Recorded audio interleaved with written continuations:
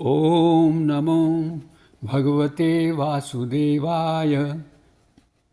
ओम कृष्णाय नमः। हरे कृष्ण साथियों, हम चर्चा कर रहे हैं स्थित प्रज्ञ के विषय में। स्थित प्रज्ञ अर्थात वह मनुष्य जिसकी बुद्धि परमात्मा में स्थिर हो गई है।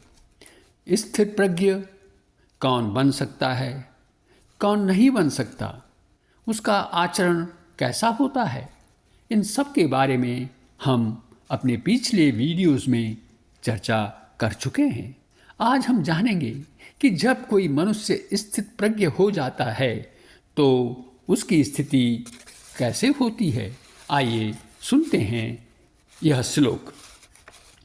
आपूर्यमाणं चल प्रतिष्ठं समुद्रमापः प्रविशन्ति यद्वत् तद्वत् कामायं प्रविशन्ति सर्वे स शान्तिमाप्नोति न कामकामी।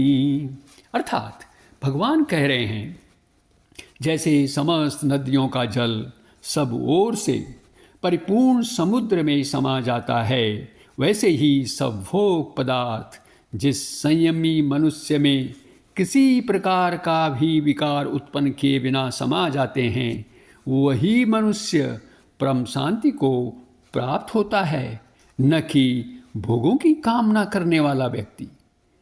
अब हम इस श्लोक की विस्तृत व्याख्या करेंगे। भगवान इस श्लोक में स्थित प्रज्ञ के लिए समुद्र की उपमा दे रहे हैं। क्यों? क्योंकि समुद्र की एक विशेषता यह है कि वह आपूर्यमाणम चल प्रतिष्ठम रहता है। इसका क्या अर्थ है? इसका अर्थ है कि समुद्र अथाह जल से परिपूर्ण और अचल रहता है, स्थिर रहता है। वर्षा काल में नदियों का जल स्तर जब बढ़ जाता है, उनमें बाढ़ आ जाती है, और जब यह जल समुद्र में आकर मिलता है तो समुद्र बढ़ता नहीं है, उसमें बाढ़ नहीं आती, अर्थात वह अपनी सीमाओं का उल्लंघन नहीं करता। जो भी जल प्रवाह उसमें आता है वह बिना किसी प्रकार की विकृति उत्पन्न किए उसमें समा जाता है। साथियों, ये समुद्र की एक विशेषता है। उसके बाद क्या होता है? इसी तरह जब गर्मियाँ होती हैं तो गर्मियों में जो नदियों का जल स्तर होता है वो काफ़ी कम हो जाता है। कई नदियों का जल सूख भी जाता है, परंतु इससे समुद्र के जल में कोई कमी नहीं आती है। नदियों में जल के घटने से, बढ़ने से या न होने से समुद्र को कोई फर्क नहीं पड़ता। वह तो सदा सर्वदा जल से परिपूर्ण रहता है।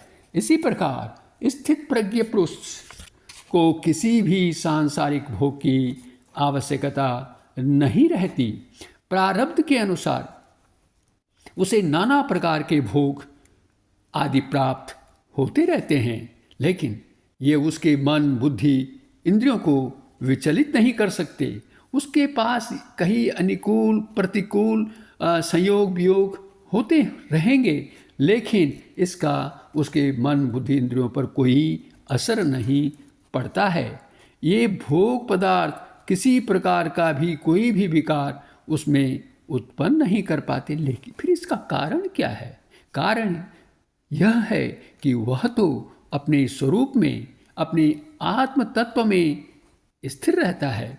इसका ज्ञान हम जैसे साधारण मनुष्यों को नहीं हो सकता। जैसे समुद्र की तलहटी में विशाल पर्वत होते हैं, गहरी खाइयाँ होती हैं, विस्तृत मैदान होते हैं, लेकिन वे सतह पर नजर नहीं आते।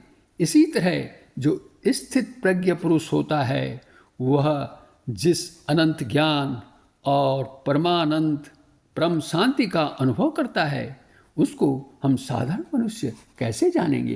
क्योंकि साधारण मनुष्य तो भोगों की कामना करता है, वह तो भोग पदार्थों को ही महत्व देता है। उसकी दृष्टि भोग पदार्थों पर ही टिकी होती है। वह यह तो जानता ही नहीं कि उसे कितने ही भोग पदार्थ क्यों न मिल जाएं, फिर भी उसकी इंद्रिय तृप्ति कभी भी नहीं होगी। ये भोग पदार्थ उसकी चिंता को बढ़ाएंगे, उसकी जलन को बढ़ाएंगे, उसके शोक को बढ़ाएंगे, लेकिन वे इसको मिटाएंगे नहीं।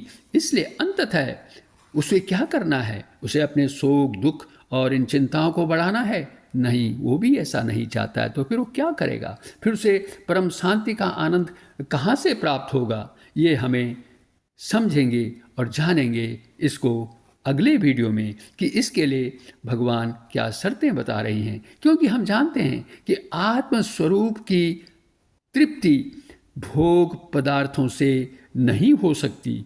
क्यों? क्योंकि ये भोग पदार्थ तो जड़ पदार्थ हैं, आत्मा जड़ पदार्थ नहीं है। जब आत्मा जड़ नहीं है तो जड़ पदार्थों से उसकी संतुष्टि कैसे हो सकती है? इसके बारे में विस्तार से जानने के लिए हमारा अगला वीडियो ज़रूर देखें। फिलहाल इस वीडियो को देखने के लिए इन्हीं शब्दों के साथ आपका बहुत बहुत धन्यवाद। अगले वीडियो में फिर आपसे भेंट होगी। कृपया इस वीडियो को शेयर करें, लाइक करें और चैनल को भी सब्सक्राइब करें। पुनः धन्यवाद।